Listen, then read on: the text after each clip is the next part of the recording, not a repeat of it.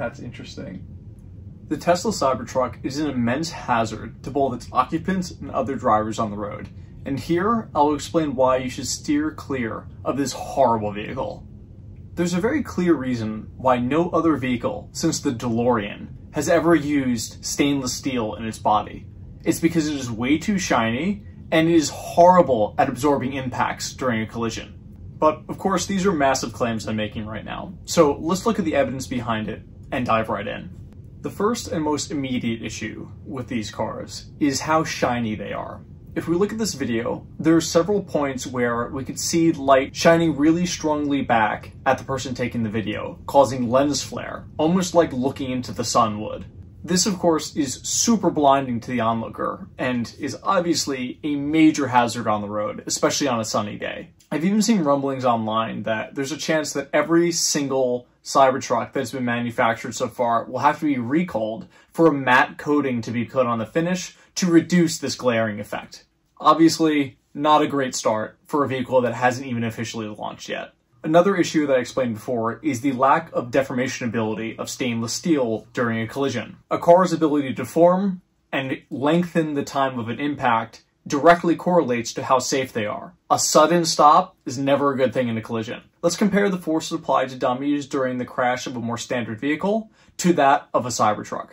As you can see, the rear seat occupants in the Cybertruck are thrown far more violently forward into the front seats than they are in a standard vehicle. This indicates that the car did a very poor job of absorbing that impact and removing it from the occupants. When we look at the crash in the Volvo test, not only did they never come in contact with the front seats, the speed at which they flew forward was also much less, indicating a smaller chance of injury. The last and arguably biggest issue with these vehicles is the overall weight and how sharp the front of the vehicle is. These cars weigh an insane amount, right around 7,000 pounds, which, for perspective, is a little bit over double what the standard sedan is on the road in America. And of course, given the very angular shape of the Tesla Cybertruck, a lot of the force would be concentrated in a small point during a collision.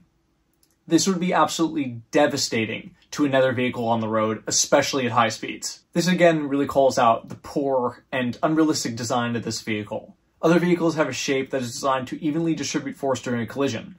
That's what you want. And of course, the bulletproofing of the vehicle is such a foolish design choice.